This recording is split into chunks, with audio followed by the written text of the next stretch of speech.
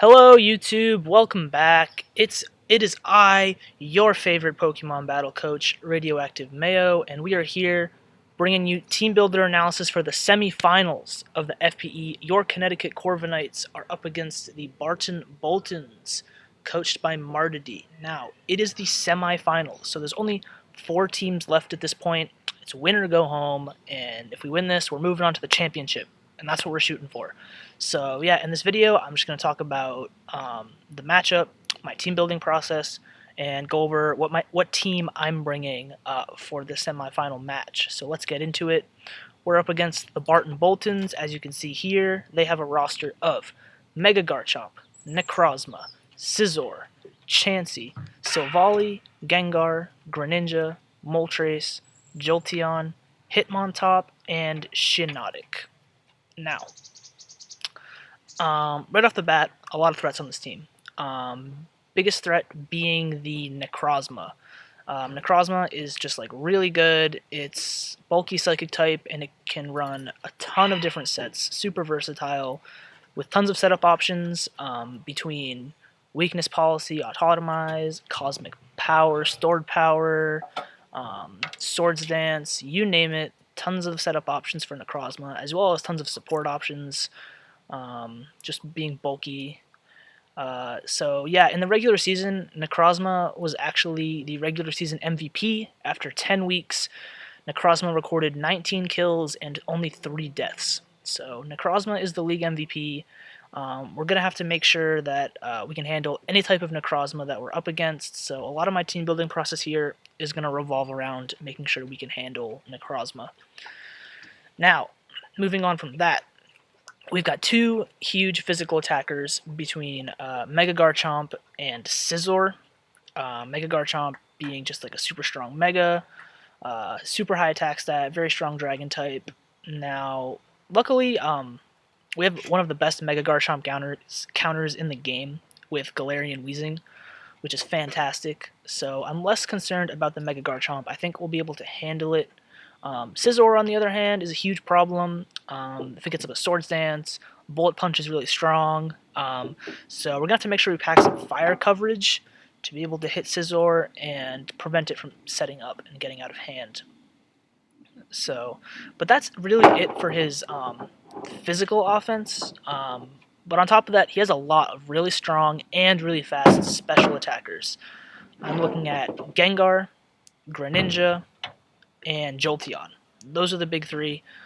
They're all super fast and hit really hard on the special side. Greninja and Jolteon are faster than everything on my team naturally, so it's gonna be really important that we can check them and make sure that we can revenge kill them and not let them sweep us late game. So we gotta have switch-ins to the 3 special attackers, Gengar, Greninja, and Jolteon, and make sure they don't get out of hand.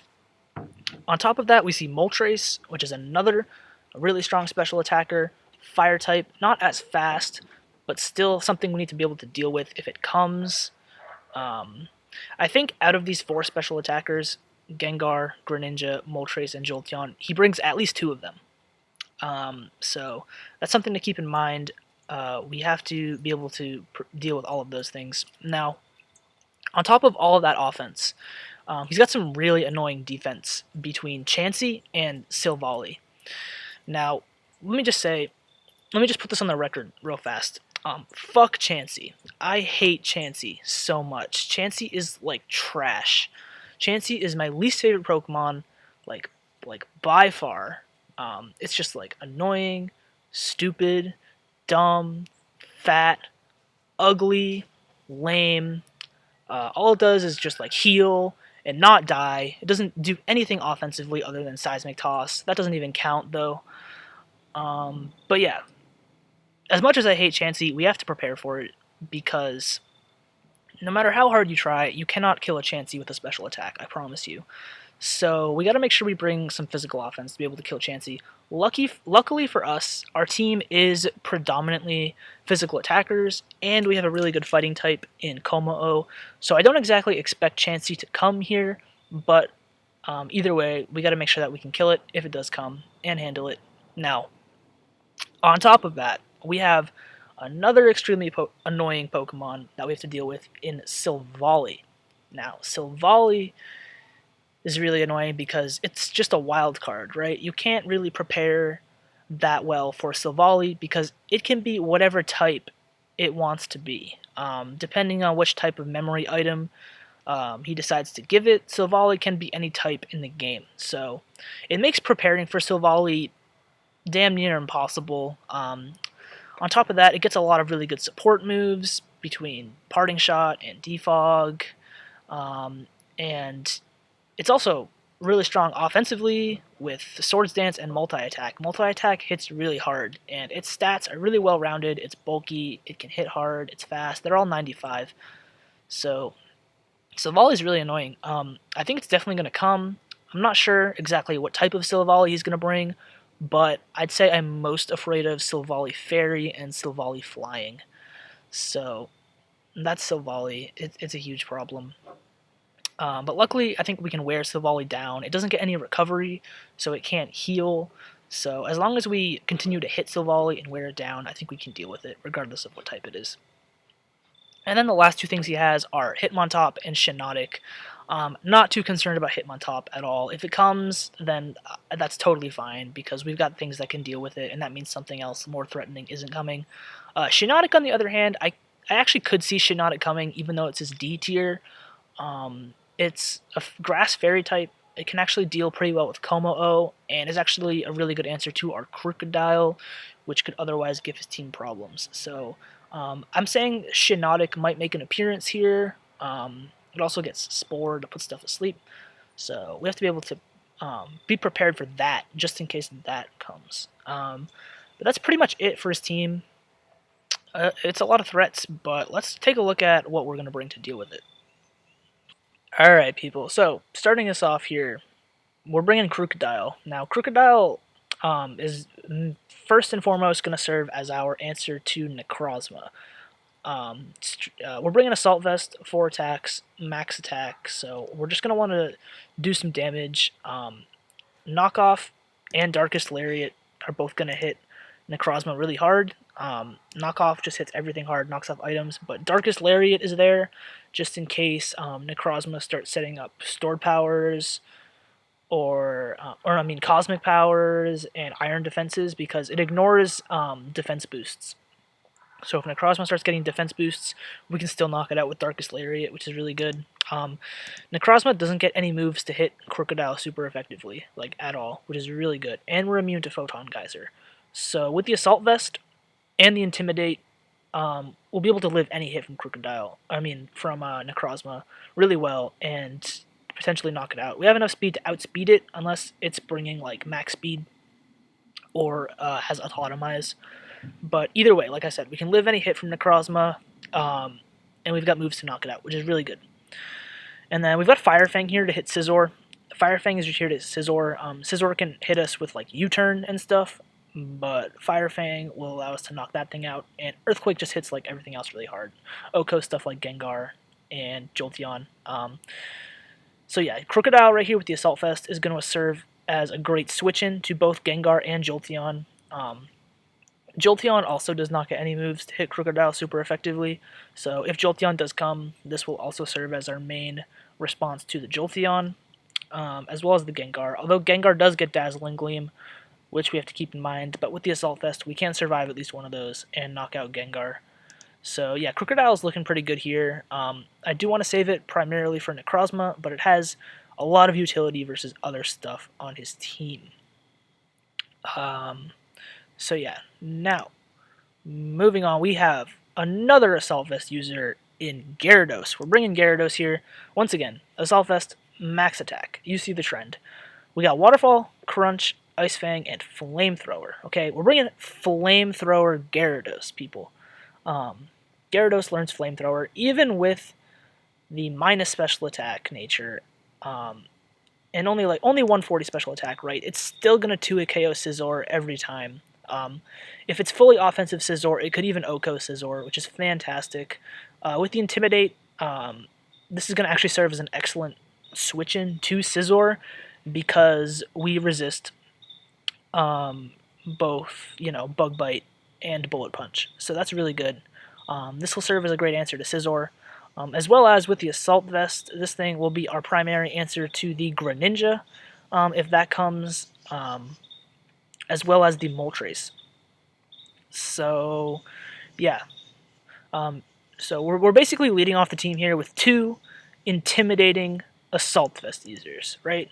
The combination of Assault Vest, boosting our special defense, and Intimidate, lowering their attack, is going to allow both Crocodile and Gyarados to live hits comfortably from either side, make them really bulky. We've got some HP investment and some speed investment on both of them. Don't ask me what the speed investment is for right now because I forget. I should know this right now, but I don't have these notes written down. As you can see, I'm just like sitting outside, enjoying this nice weather. I don't have my notes in front of me, but if I had to guess, we've got enough speed to outspeed Scizor, probably. Enough speed to outspeed, like, modest Necrozma. So, that's really good. So yeah, I think these 2 Pokemon right here can put in a lot of work, and with max attack on both of them, can do a lot of damage, as well. So yeah, we've got Crunch here. Crunch is going to hit Necrozma hard. Ice Fang is going to hit Mega Garchomp really hard. Again, with the Intimidate and the Flying typing, we are immune to Earthquake, and we can live hits from Mega Garchomp, hit it with Ice Fang. So yeah, the combination of these 2 things really strong to lead off. Next up, we got the Galarian Weezing. Like I said, this thing is like a straight-up counter to Mega Garchomp, which is great. With the combination of Levitate and the Fairy typing, we'll be immune to both ground and dragon moves. So this thing will be our primary answer to Mega Garchomp. We can take any hit from it and 2-hit KO it with Strange Steam. We also have Flamethrower, once again, for the Scizor. So all 3 of these Pokemon are packing fire coverage to hit Scizor.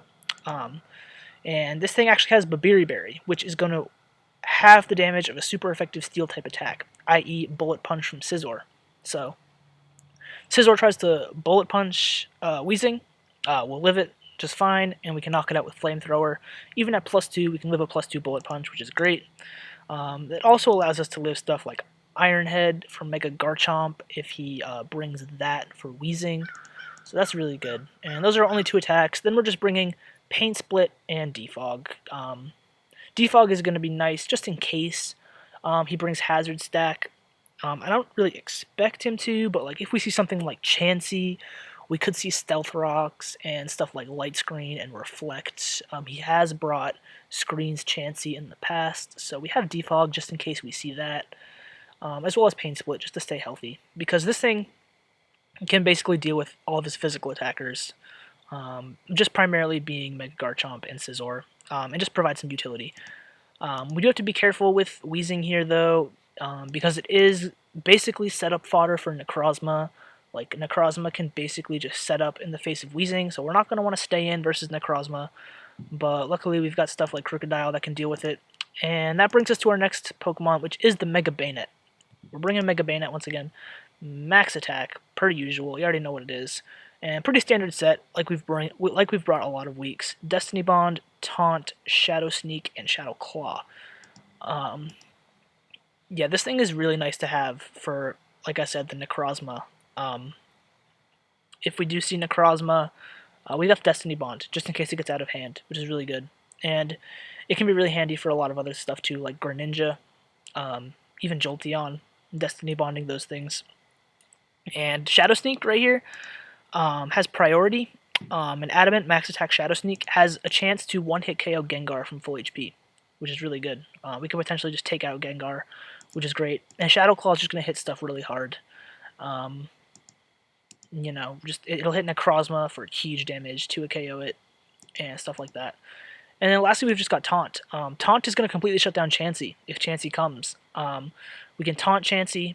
We'll be immune to Seismic Toss because of her Ghost typing, and then Chansey can do nothing. So if we see Chansey, we don't have to worry about it too much because we've got Mega Bayonet to just taunt it, shut it down completely, as well as Kommo-o. So that's really good. But yeah, Bayonet's role this week is to I'm probably gonna hold on to it until late game, and use it to like take out some threats like I usually do. So, but I think Bayonet is really good here. for the Destiny Bond primarily, and just having it just in case Necrozma gets out of hand. I think with the combination of Bayonet plus Crocodile, we'll be able to deal with Necrozma just fine. So that moves us on to our next Pokemon, which is Jirachi. Jirachi, we've got a nice, interesting support Jirachi set here for you all. We're bringing Trick with Safety Goggles, okay? Safety Goggles is here exclusively for Shiinotic. Now, I talked about how I think Shiinotic might come, even though it's his D tier Pokemon. I want to make sure I'm prepared for it, just in case it does come. It's a Grass Fairy typing. I think it's really good at dealing with Kommo-o, because it's a Fairy type, and it's also an excellent answer to Crocodile. Like, it would completely shut down Crocodile if it came, and Crocodile does give his team a lot of problems. So I feel like he's scared of Crocodile, and I feel like he knows that he can bring Shiinotic for it.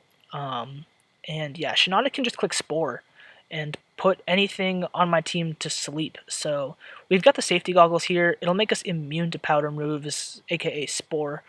So Jirachi can always switch into Shiinotic if it comes, and we won't be able to. We'll be immune to Spore, which is great. And with the Steel typing, we don't have to worry about any Grass or Fairy moves at all. So Jirachis are dedicated switch into the Shiinotic. Now, if he does not bring Shiinotic, we can just trick something Safety Goggles. That's why we have Trick. And Safety Goggles is pretty much a useless item without being prepared for like weather damage or powder moves. So being able to trick something Safety Goggles on his team is going to be great. Just being able to take away whatever their item is and give them a completely useless item, right? So this could be really good for stuff like Chansey, taking away its Eviolite, and also Necrozma. Taking away Necrozma's item would be amazing. Those two things would be amazing, or anything else, really. We do have to keep in mind, we cannot trick Mega Garchomp or Silvally. They are both immune to Trick, because they can't lose their items. But either way, I think the Trick Safety Goggles could definitely come in handy here, even if we don't see Shiinotic. But if we do see Shiinotic, I know that I can worry about it a lot less, because we have a dedicated answer in Jirachi. Now, on top of that, we just have the Iron Head and Wish Protect support. So Iron Head is just going to be there for the Steel-type move offense to hit Shiinotic. We can potentially 2-hit KO it, and just flinch it down if necessary, right? So Iron Head can be really good. This could also be great for dealing with Silvally, potentially. And Wish is just there to heal. Wish support could be excellent for healing up our two Assault Vest Pokemon at the front here, since these two Pokemon can do a lot of damage and they won't be able to heal, but if Jirachi can throw a Wish Up in the air, we can switch out to either one of them. These two Pokemon can switch into nearly everything on his team, so I think Wish support for our two Assault Vest Pokemon is going to be fantastic. So we've got a very supportive Jirachi here, just making sure we can handle a potential Shiinotic and just like helping out our team. So that's what Jirachi's role this week. And last but certainly not least, we're bringing the Kommo-o. Now, we've got a cool Kommo-o set here. We're bringing Choice Scarf once again. I think I brought Choice Scarf Kommo-o back in like week 6, something like that. And it was able to outspeed and get a surprise kill on a Mega Absol.